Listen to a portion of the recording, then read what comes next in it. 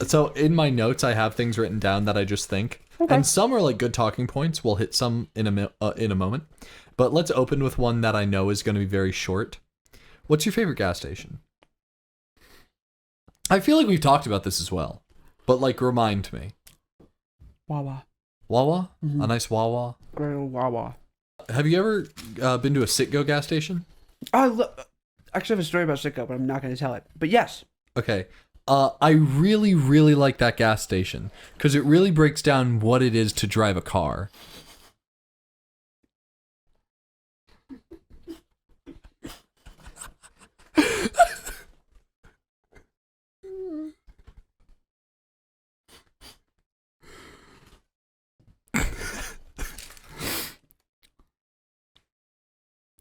Sit, go.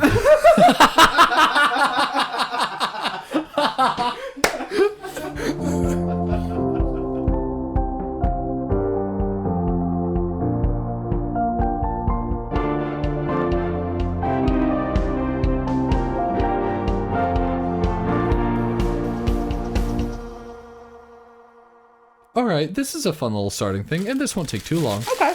But this is a thought that Mimi had throughout the week. He even tweeted it. Why a blowjob? Why is it called a blowjob? That implies you're being paid. Because you don't want your leaves. It's not a blow hobby. Blowjob implies you're getting paid. There's a blow wage. The blow. What is it? The blow job or hobby. The blowjob wage is dangerously low for this economy. Yeah, no, I think it always has been because the wage for blowjob is giving a fucking blowjob. Come on. So that's fucking amazing jokes. What the hell? I have a joke. Give it to me. Is this a joke? No, joke episode? Jokes. You know the country Crimea? No. It's a country or a city? Pretty sure it's a country. Crimea. Crimea. Crimea. It's a legitimate country, I promise. It sounds familiar. Look up Crimea. It sounds familiar. We have a non-political podcast, and you're like, you know this, like, little country? It's non-political, I promise. Yeah. Yeah, Crimea. Yeah. Does it have a river? I really hope it does. I'm looking at the Crimean Peninsula right now. Crimea is a peninsula along the northern coast of the Black Sea in Eastern Europe. It has to have a fucking river. Yeah. If so, do you think anybody's gotten over it? Gotten over it? Crimea, yeah. You know what I'm saying? I know what you're saying. It's a fire joke. Where's Chuckles now? Let's talk about. I wrote this down. Okay. So I'm actually listening to a new podcast. Sick. Which is very interesting because it's a sports podcast. Really? Yeah. You a big sports guy? I might be becoming one. Just because, now the reason I listen to the show is because one is a guy that like went to college for it. He has a degree in like sports administration. Sport administration. Sure. He administers sport. The other host of the podcast knows fuck all. No, that's excellent. That is an excellent format to have. Good. I'm going to describe how football game work, and you're going to try and follow along. Yeah. And it is genuinely excellent and only made better by the fact that the two hosts are incredibly talented. One being literally Markiplier. Yeah. And his friend Tyler Scheid. Apocalypto. Tyler. Yeah, Mark's Tyler. If you're a fan of Markiplier, you know Tyler. You know Tyler? There you go. That's it's Tyler. Him. That's sports guy. So they have a podcast called Go, My Favorite Sports Team. Nice. That's not one phrase. It's Go! ! My favorite sports team. Don't ask me why, but in short, the show's just called Go. Yeah. Interesting. On today's episode of Go! It's literally they shout Go and then my favorite sports team. Don't know why. Anywho, great show. I've been listening to it. I bet it is. And they were talking about like MMA and stuff like that. And I was thinking about the fact that a lot of like they were talking about the posterity of sport and like, is it disrespectful for someone who has like done this, like made their career out of it, went through the hardships of it, climbed through the ranks, got to the professional leagues for just some fucking twiggy YouTuber to be like, I'm gonna hit people now? Is that fair? And does that like disregard the respect that the sport needs? Now, what are you referring to? In particular, in this instance, I'm referring to like Jake Paul and his fighting. He went into boxing. He went into boxing. MMA, I don't know of any. Because MMA, different animal. Oh, absolutely. Big animal. It's MMA. It's mixed martial arts. It's a lot of different big animals. It's basically... It's not one big animal. It's a zoo. It's basically whatever the fuck you want to do to the other person, you can do it. Just don't kick him in the balls, really.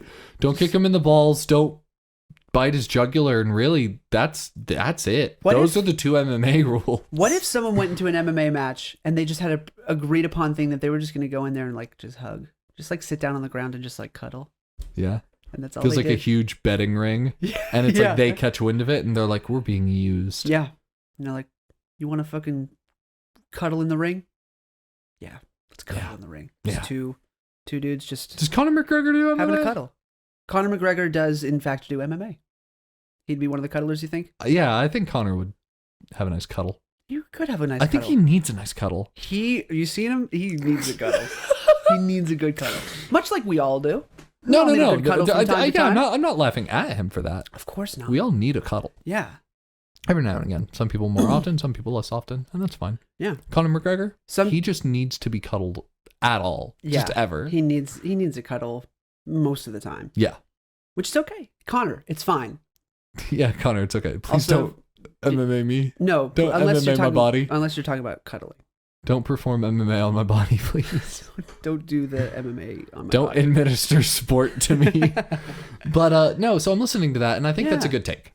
I think that's a good, because like that was an interesting vein of conversation. Is it disrespectful for these people who've made their career out of this to just all of a sudden one little famous guy's like, hey, I'm gonna be a boxer now, and I'm gonna box people, and I'm gonna like challenge people and make crazy amounts of money off of it, like insane amounts of money. And I wrote this down in my notes app because when listening to that podcast, I thought, I wrote down this. Jake Paul was a very dangerous person to make the shift from YouTube stardom to athletics. A lot of people are popular on YouTube. A lot of people are huge on YouTube. Sure. Of all the people to have shifted to boxing, Jake Paul was a dangerous choice because you can't just hop in the ring. And I'm not saying that Jake did. No, you have to fight. You can't just jump around. You can't just jump around and dance in there.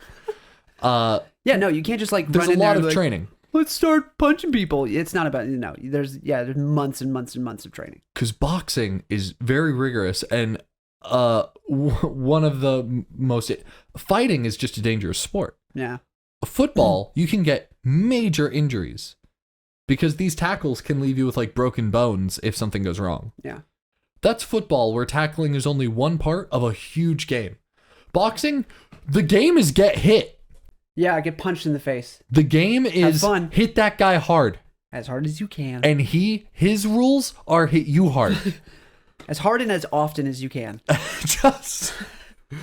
That's dangerous. So I agree. So people can't just make the decision, oh, I'm going to be a boxer now. No. Because they could take one right hook to the jaw and break their neck.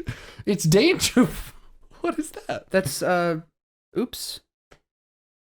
Oops. Whoopsie daisies. I hope he doesn't. Yeah, no, definitely. That's what that was. No, for real, like, yeah, it's a dangerous shift. Yes, that's what it was, yeah. And I said that Jake Paul was a dangerous person to make that shift because of all the YouTube stars. He acted like Jake Paul before he got in the ring.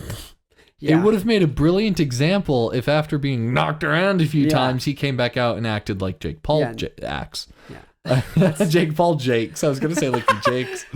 But like... You know how he Jakes all the time. Jaking up a storm. Sorry, go ahead. But like you'd really make a point out of something if like someone that people well respected on YouTube made their way into the ring and came out insane. Yeah. They'd be like, oh, they hit him too hard. Yeah. This is dangerous, so we need to not do this. Yeah. Jake Paul acted like Jake Paul before he got hit a lot. And then he got hit a lot. And now he's still acting like Jake Paul. Just so you can't learn that lesson. No. So they needed to get like a gardener. who's just like, or like a painter. Yeah. And he's just like a Bob Ross type. Yeah. Painting happy trees. He gets in the ring and he comes out. He's like, who am I going to punch next? What am I going to set on fire? Jake Paul, before the fight, was, what am I going to set on fire? Then after the fight, he was like, what am I going to set on fire? Nothing changed. You need just a walking soundboard. But am I wrong? And that's what he was? No, you're right. And what sucks is just that. The fact that the only examples we have of superstars that moved into sport are the Paul brothers.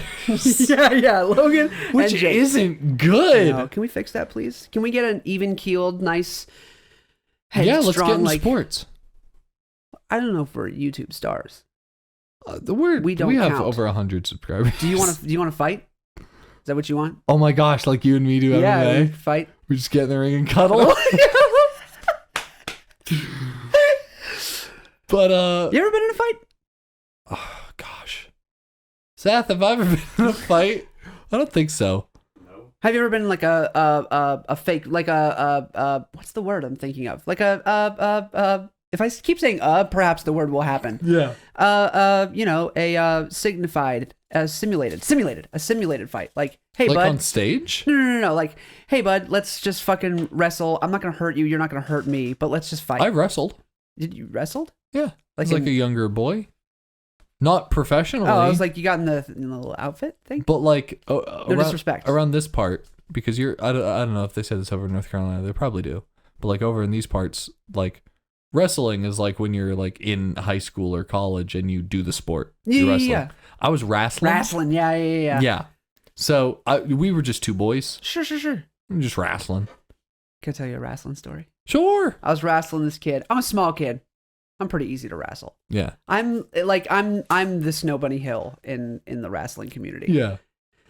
When you're just getting into wrestling, they're like, take on Christian. He's just a walking stick.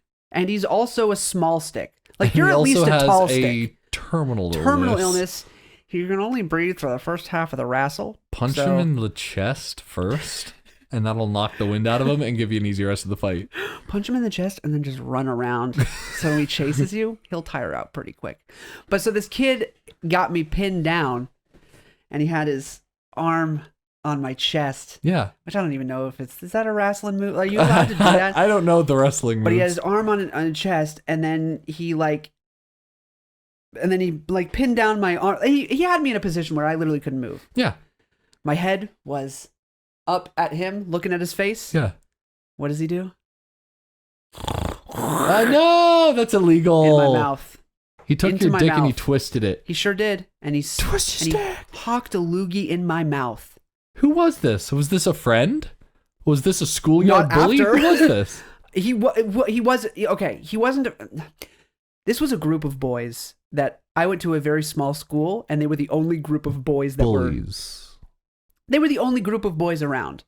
They were just. Did you go to an all-girls school? What are you saying? No, I went to a tiny school. I had 3 people in my class from grade kindergarten through 6th. Is this a private academy or a public school? Private. Okay. Yeah. I was about to say, you had how many people? Yeah, 3 kids in my class, and both boys.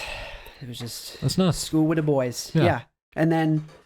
So, one of them, they had brothers, and they just all thought... They were just rough kids. Yeah. They weren't bullies, and they weren't mean to me. They liked me quite a bit. We were friends. Sounds like it. But they did that to each other. Like, this is just what they did. Yeah. This was just what they did. Yeah. And so, yeah, he pinned me down, hocked a loogie in my mouth, and I was like... Male bonding is beating the shit out of each other. It is, but I was like, I'm not comfortable with the last part. It was really fun up until I swallowed your loogie. Sorry for being graphic. Up until you swallowed? Spit it into my mouth! What do you want me to do? Spit it back at him? Yeah. How? I'm laying on the ground and I have the lung support of a donkey. That's true. Spit it out. Anyway. So yeah, that's my wrestling. That day, I retired from wrestling. I walked away from wrestling. That day, I walked away from wrestling. No more wrestling for old Chrissy boy. Chrissy boy. Until today. The guy that I wrestled. Jim, put your dukes up. No, I'm just kidding. My dukes. I'm not going to wrestle you. Okay. I really don't want to get spit in the mouth again. And God forbid I would ever spit in your mouth. Unless you want to. My wrestling story isn't much of a story. It's just regarding the fact that, like, we were both kind of small at the time. It's that, like, time of your life where, like, your meat hasn't you're filled 6. you out. You haven't been filled out yet. Yeah. You ain't got biceps. You ain't got a chest. You're just a little scrawny boy. Yeah. When does that happen? Because I'm kind of still waiting. Wait, so you were like 6, 7? 12, no. 14? No, not 14 either. 10-ish? Okay. I want to say 10-ish. So you're in the awkward stage of you almost got your meat. You want to take that one again? No, just fuck it. I don't care anymore. I don't give a shit. So you're I'm 10. throwing my digital footprint in the garbage. So you're 10. So I'm 10 and I'm wrestling. And it was a friend from school. And we were both small at the time. Sure. Just because it's that awkward point in development where you're just a skinny boy. Yeah, you're 10. And I could pretty consistently get him. I could pin him. Yeah. And I could be like, aha, I'm good at wrestling. He's so buff now. He's so ripped. Like, we were good friends. Sure. We were really good friends. And yeah, we just don't talk anymore. I think he ended up going to like a different school at some point. And that'll immediately end a friendship. Not that you don't like each other anymore. It's just that, like, if you're not consistently in the same place, they don't exist really. Yeah, that's what I'm saying. Okay, maybe he has a Facebook. I want to show you this guy. He is fucking massive now. Do you want to do a video? Do a video? Jim wrestles his old rival. Oh my god, he'd beat the shit out of me. He'd probably spit in my mouth. I'd be so scared to get in the ring with this motherfucker. Hold on, photos. He would hold back. He wouldn't just beat the absolute ever-loving shit out of you. If we were doing it for a video. You want him to. Like, I don't know. Like, here's an image of him. Okay. I want you to survive. Yeah. So maybe not. So maybe don't fight him. That's a buff guy. It's a good-looking dude, too. Oh, yeah. He's always been a looker. I mean... I would die. He's one hit and my heart would stop. He's a big dude. He would clock my jaw and my heart would cease to beat. Is he like a fitness guy? Like, I mean, he plays sport. What sport does he play? Football. American football. I often forget that we're international. Everything is international. What? I'm sorry, I sounded so distressed. What? Like, everything is international. Somewhere.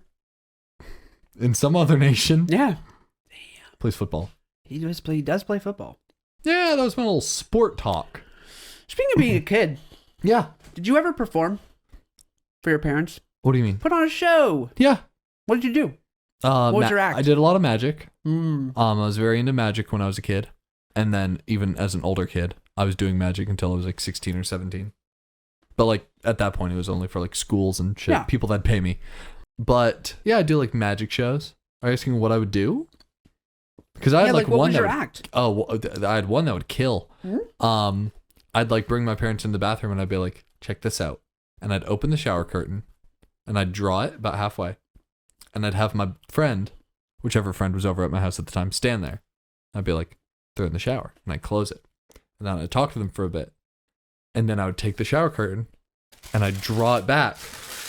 And they were gone. Because they took a step to the left. Because I only ever opened it halfway. I opened it halfway to let them enter. I didn't want to know. I opened it halfway to let them enter. So it looked less weird when I pulled it back. And me trying to explain it like, oh, maybe they didn't even know. But like, they literally just like shifted to the left a little bit. And I opened the shower curtain halfway and I was like, they're not there anymore. Just a little message to the magician community. Jim doesn't... Did I just say that right? Magician community? Yeah. Yeah. Jim doesn't give a fuck about the rules. I don't. You just revealed a whole ass secret. Dude, I used to reveal secrets all the time. Did you know I used to volunteer at a magic shop? I did know that. I think you knew this in passing. I don't think I've ever really talked to you about what it was like. No, you did because you showed me a trick that you learned at that magic shop. What trick was that? It was something with balls. Cups and balls? Something like that. Okay. You did something with balls.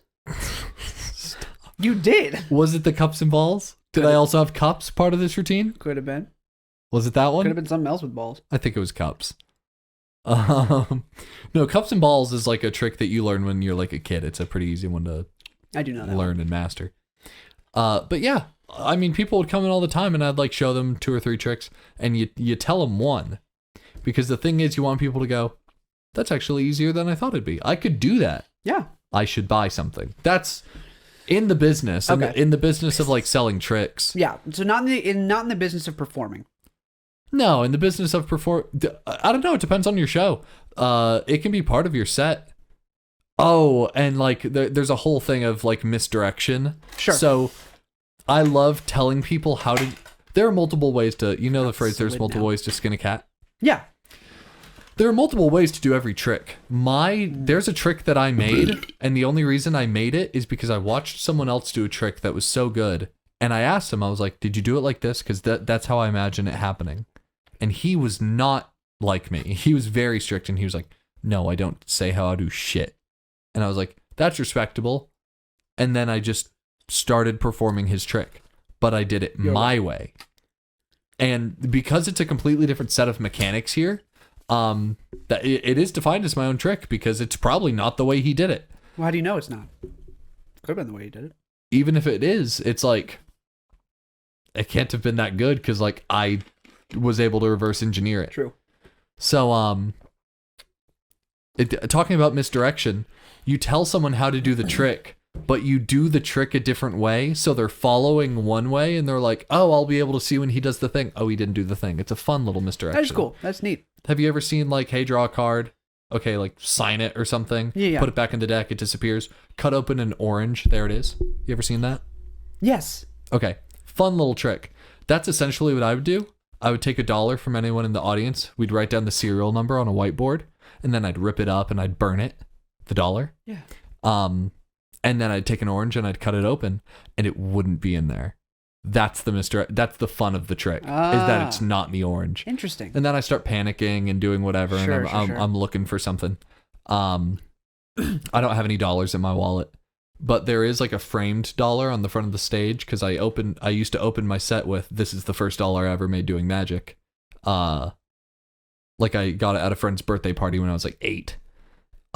I would take that $1 in that frame. I wouldn't take it out of the frame, and I'd hand them the frame, and I'd say, "You can have that $1." Their $1. And then they can read off every serial number, and it's their $1. That's nuts. Yeah, I saw that trick, and I was like, "That's literally fucking stellar." And I went up to that magician, and I was like, "Did you do it this way?" I didn't expect him to tell me, but I was like, "Did you do like this, and that?" And he was like, "Fuck off, kid." I was a kid at the time, by the way. I was like 13 when I saw it. And then I was like 15 when I was able to make my own version. And then I made money off that trick. Because making a magic trick, like just engineering that, I believe the statistic is like 80% of magicians use the tricks that the other 20% make. Making magic is not common in the magic industry. You just pretty much do other people's tricks. Take tricks. Make your own set. Tricks. Put your own humor into it. Make Absolutely. it your show. But it's other people's tricks. Making a trick is a very like interesting thing, and I'm very happy to have done it. Yeah, there are some people who their job is just to make tricks. They don't perform. They just make tricks to sell to other magicians. Yeah. Those are the people that actually make. The people who make rarely perform it too. Might do that trick on the channel one day. That would be fucking sick. Yeah. I love magic. But the thing is, you know the turn. You know it's not going to be in the orange. You know it's going to be in the frame the whole time. So you're going to be watching the frame the whole time. I want to watch the orange. No, but here's the thing. Watch any part you like. Orange. You can watch the frame the whole time. You're gonna do something different. You can watch the frame the whole time. Oh, and it's still... Yeah, there's no point in the show where it gets covered or like people would guess. They'd be like, at some point in the show, did you cover it with a cloth? Did you do this, do that? Nothing. You can watch that thing the entire time, and we'll get it on video. We'll do it someday. Please. But it's a very fun trick, and I really enjoy it, and I'm glad to have. Even if I did it the same way that guy did it, I engineered it. That's sick. Based off of what I saw. So even if it is the same trick, it's the same trick that I was able to. That's a feat in and of itself. Either I made a trick or I was able to watch one as a 13-year-old and reverse engineer it. Like a chef with food. Like a sheaf. Like a sheaf. So my go-to performance as a child. Okay, yeah. Me and my sisters would sing. Awesome. Just classic. That makes sense for your family. Yeah, we're family of singers, and so we would do covers and we would do originals. We would do covers of SpongeBob songs. Oh, okay, of course. And we also wrote originals. Yeah. Usually those originals were just... I'm sorry, in my mind it was original SpongeBob songs. Originals were just covers, but we changed the lyrics in some way. Nice. Yeah, I don't remember any of them, but that was always the thing we did. We would sing. And sometimes we would do, we wrote a play or we wrote a movie or the classic stuff. Skits. I used to do impressions. Nice. Yeah. You still do impressions? Exclusively SpongeBob impressions. Really? Okay. Yeah. So there was this one. My parents would ask me to do it every time we met anybody new ever because I fucking ate that shit up. Yeah. Do you remember that episode of SpongeBob where what is it? Plankton is they're on the beach. Okay, they're on the beach and Plankton's like, you have to be assertive. That is in a movie theater. It is on the beach. Seth? At a beach. Yeah, it's at the beach. And SpongeBob is like, sir, can you please get off of me, please? Yeah. And Plankton says, you have to be assertive. Yeah. And then he goes, beep, beep, because he gets it in his pocket. He goes, beep, beep. And that was always the big laugh when I would go, beep, beep, beep, beep. That's it. That was my whole impression. And people fucking loved it. And so I did it all the time. Beep, beep. All the time. So yeah, I would do impressions and I would do like skits from SpongeBob and stuff. Because I just love SpongeBob. It was a well of creative. You ever met somebody who didn't perform when they were kids? I never did a skit for my parents. I never sang for my parents. I never wrote anything. I never did anything for my parents. I don't know. Mimi, did you ever perform? Okay, Mimi performed. Seth, performer? Did you perform for your parents? No. You're lying. On God? I wasn't a fucking weirdo, so no. Oh my God. Wait, hold on. You're lying. Hold on. It's not true. You never sang, did a skit, you never, with your siblings, you never did a little funny dance, anything? Where your parents would sit down and you'd go, Mom, Dad, watch this. Watch this, Mom, Dad. No. I don't trust you anymore. That's crazy. That was going to be my whole point is like, have you ever met somebody who didn't? I don't trust them. I feel like, I don't know, that's like off. Why not? Why didn't you perform? Why didn't you perform for your parents? They would have loved to see your performance. I really think that, I don't know. Seth, admittedly, in your own words, do you think you would have been a theatrical performer? Not anything with music, because your own musical inclinations were your own thing, and you've always just been good at that. But in terms of theatrical performance, do you think you ever would have done it if I wouldn't have dragged you to the theater? No. Seth's done a lot of shows, a lot of good shows. Were you in Scrooge once or twice? Once. He was in Scrooge the Musical. He was in Les Miserables. He was in Chitty Chitty Bang Bang. And tell you what, Seth is a hell of a performer. I bet he is. Lead Jitterbug in Wizard of Oz. Ate that shit up. I bet he did, man. He has fun. He's a performer in general. He has fun. Absolutely. It's what it's all about. I think the reason me and him have a lot of fun on stage is because, like, we just, same as you, we don't take it seriously. No, you're just vibing. It's just like, hey, we're doing a thing. We're playing. Fun. We're just playing pretend. We're up here, we're playing pretend. We're just adults playing pretend. That's what acting is. Yeah. Me and him almost scolded a couple times just because tech fucking hates us. Until we work tech. If we're working with the tech crew, they fucking love us. Like when we ran sound for Into the Woods, we had a hell of a time with them. We were on headset cracking jokes the whole time. But we would crack the same kind of jokes, but just you don't wear a headset one time. Yeah. And we gave our stage manager a heart attack once. There's a song. What? I was just about to tell you to tell the story. There was this song in Chitty Chitty Bang Bang. And was it the Bombi Samba? Yeah, it was the Bombi Samba. And the opening of that song sounds very like, do you want to say Western? Sure. Like old Western, like. No, that's kind of more honky tonk. I know what you're going for with that, but I mean like think along the lines of, it wasn't this melody. There's a melody that sounds like it, but it's not this melody, but think. Oh, okay. Okay, I know the Beatles. Think of that kind of melody. It's a long sustained with like a little bit of vibrato to it. Yeah, I got you. So the entire time, every time that would happen, so this is happening in front of the main. Yeah. The Baron and Baroness are having their own conversation. And behind the main, the cast is in the wings coming on ready to do this huge dance number. Sure. And me, Seth, and Jace would come out early. The main is still drawn. This was a show only for the cast and crew. And we'd all like just oh my god, Mexican standoff, just stand there with like little guns on our waists and like walk in a circle. And like there were points in the song where it would da da da, like very pronounced. Yeah. Da. And then it would like start again in the vibrato, like holding on to the diddly, pew, pew, da da da, and like we just pull guns every time.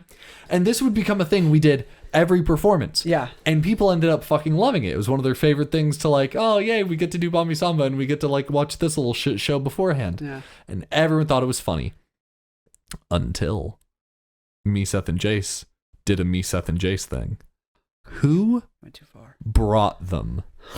Oh no. Seth brought 3 water pistols. We only used 2 of them. Huh? Remember? We only used 2. We only used 2 because we didn't tell Jace we had them.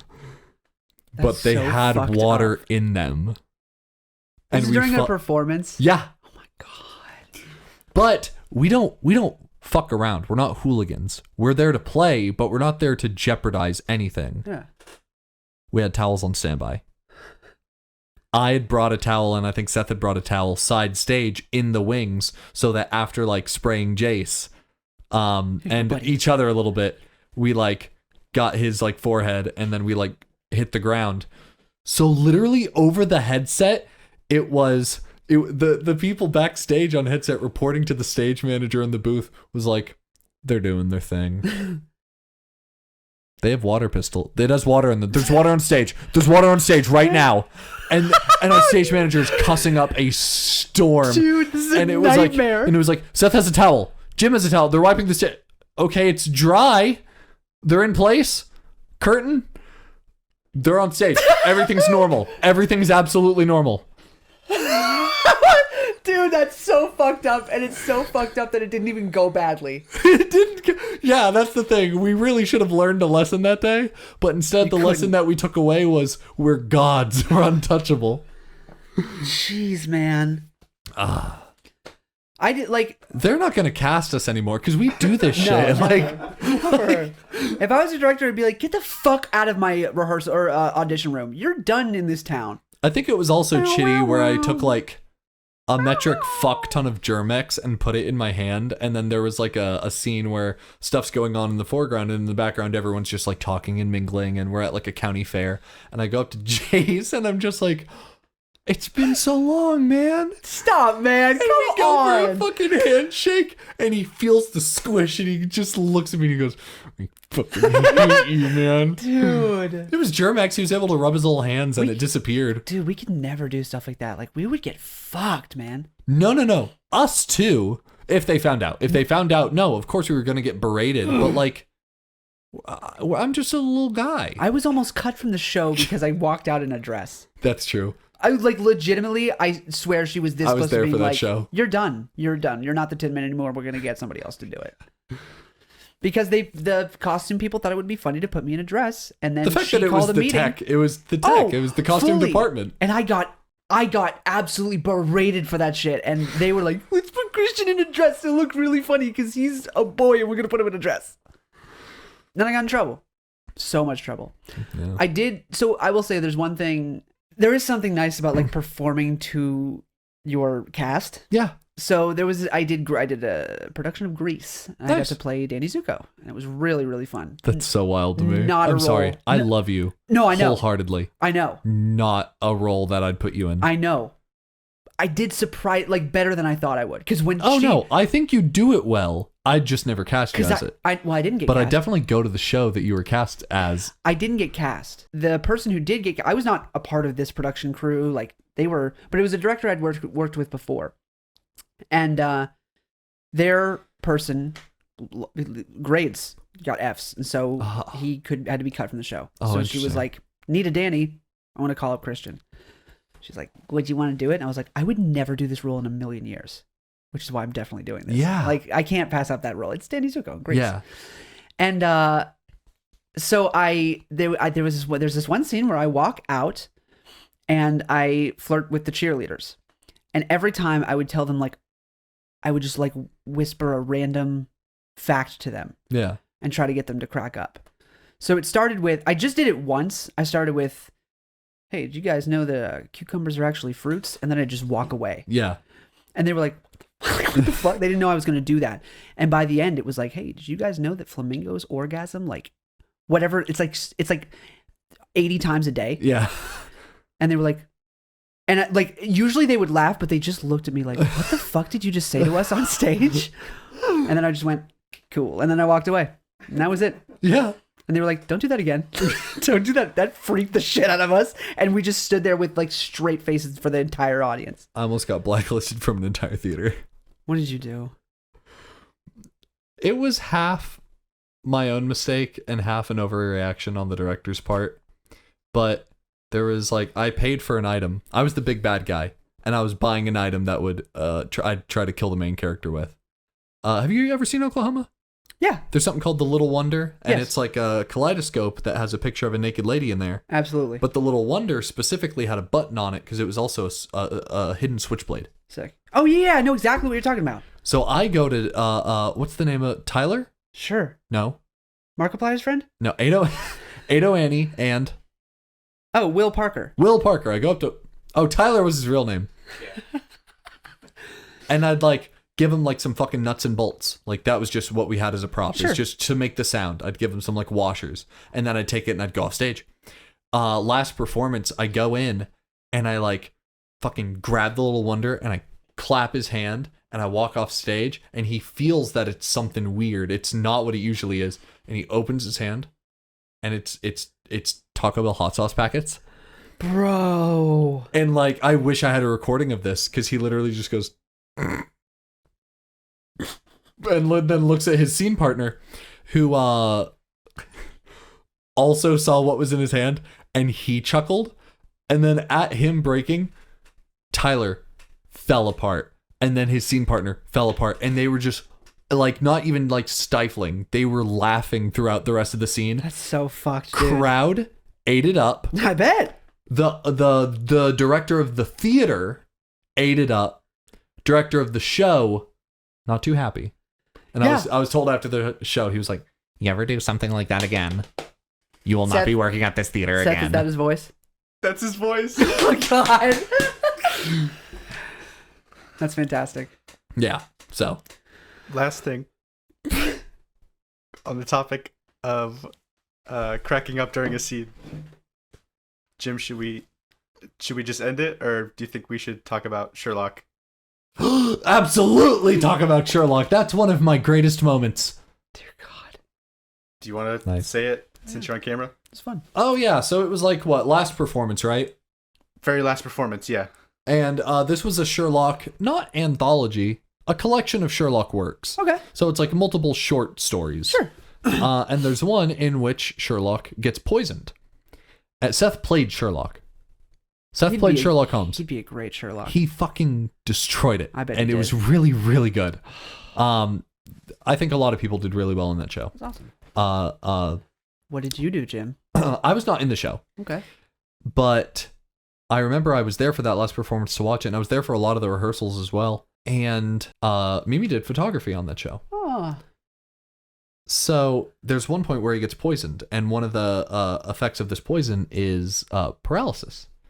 So Sherlock has to figure out why he's developing these symptoms, determine its poison, think of an antidote, and do all of this while slowly losing the ability to use his own body. So he's like, so the entire time he's panicking, as he's like, okay, paralysis is next.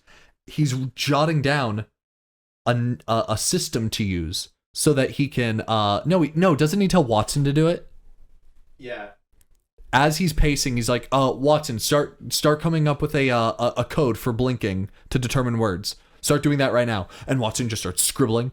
And then by the end of the scene, Sherlock like hits the chair, which he stays in until like the very end of that scene when he becomes unparalyzed. But like he can't move. And Watson like has the pad in front of his eyes, and they're asking him questions, and Sherlock's able to blink. No, I know where this is going. Sherlock's able to like blink out a code, to which they're like, "Oh, we have to do this," and like this is where the antidote is. And it was that last. It was intermission, and I go up to the guy that plays Watson. I'm also good friends with that guy. Love him. And I go, "What's written on that paper?" Yep. What was written on that paper? Like usually, what did he have in front of you? Scribbles? Usually, I think he just wrote random letters like in a grid. He wrote a grid of letters. That's very like strict to what the script said. Like he actually was very in character for that. Good for him. Yeah, good for him. He actually like tried to mimic what it would be like if, I made a little code.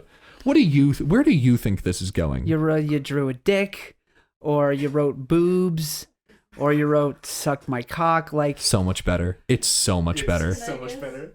Huh? Can I guess? Do you not know? No. I thought you knew this happened. No. Camille got really mad. Go on.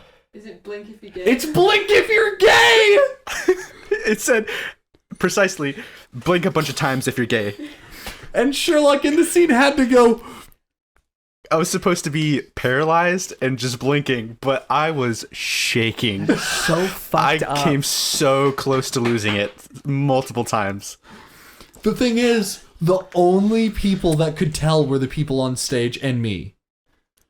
So, like, I think... So, of course, Watson knew. He wrote it. You knew because you got to read it in that moment.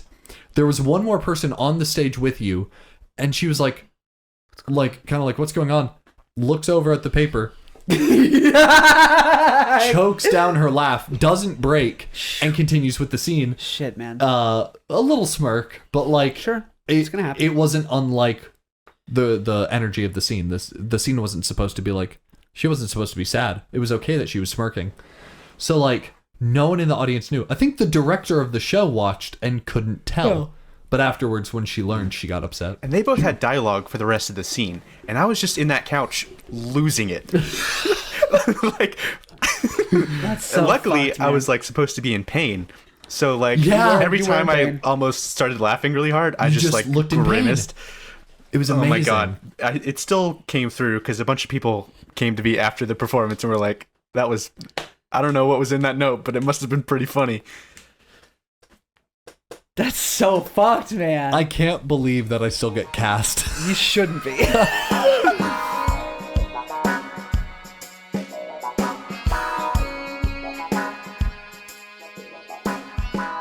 Jeez. So unprofessional. So unprofessional. That's so fucked. You know what else is like really unprofessional? What? Trying to read while doing other important things. That's not even unprofessional. That's not possible, right? No, it's hardly. I mean, like you need to be able to separate these things in your life because Yeah. it is impossible to hold and read a book while actively riding a bike. That shit's dangerous. That's really driving. You want to read a book while driving? That's just dangerous. Yeah. Sometimes you have to. You don't have to. Why? What if you could just listen to it? I don't know. What if I could just listen to it? How would that work? Well, the way that I would say that you should go about it, and the way it would work, is because we just so happen to be sponsored by Audible. You could go to audible.com, which is a website that houses thousands and thousands of titles, where you could sign up for a free 1-month trial.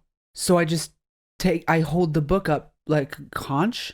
No, this is any smart device. It could be your phone. You can listen on your iPad. You can listen on a computer. I'm not really following you. It's What okay. am I doing with the book? The book, you can put it back on the shelf. So this is independent of the book? This is independent of the book. Audible.com, amazing program. Whoa. You get a 1-month free trial. Audibletrial.com/ABP.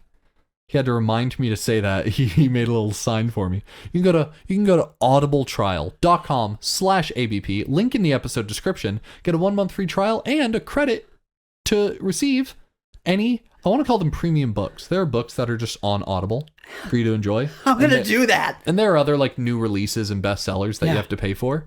But with this trial, you get a token to redeem.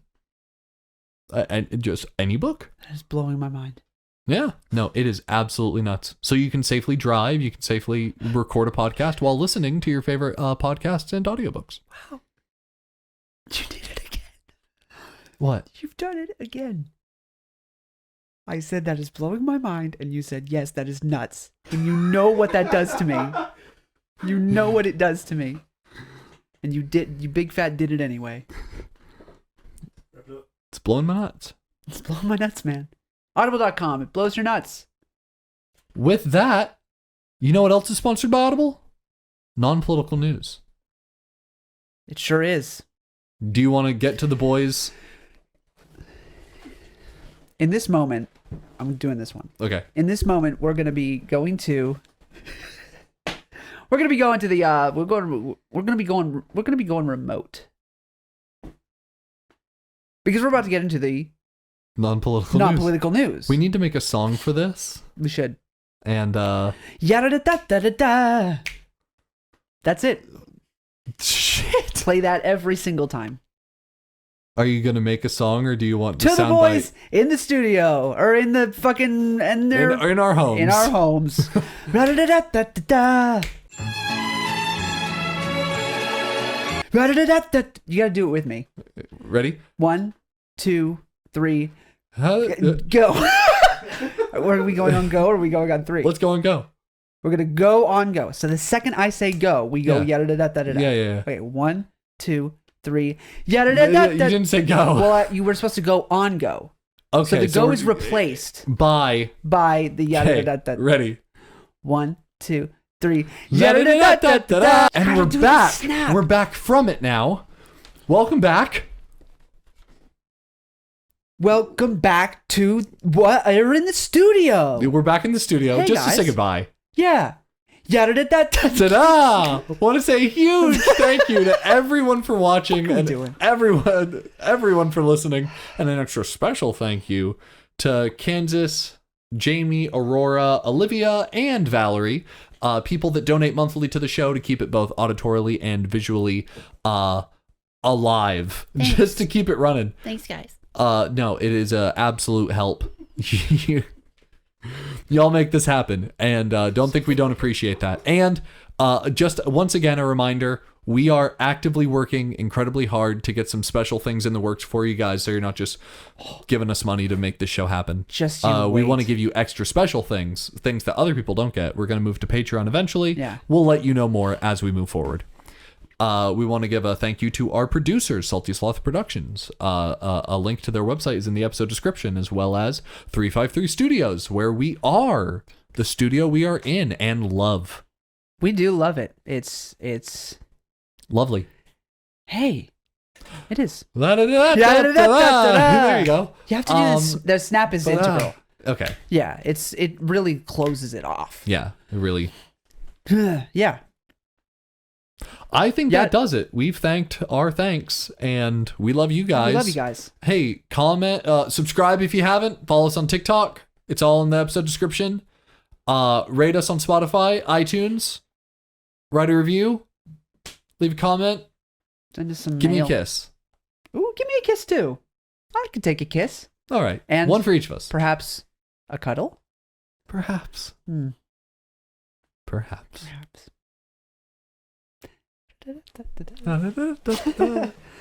That's like Superman. I don't know why that was the shows I toed. What the fuck did I just say? What's going on? I don't know. What are you guys looking at over there? He's putting viruses on this You watching computer. porn? If you're gonna watch porn, be inclusive, please. Maybe we all want to watch porn together. Did you ever consider Did that? you ever maybe think about our feelings and our... We're just the talent. Yeah, we don't get to watch porn with everybody else.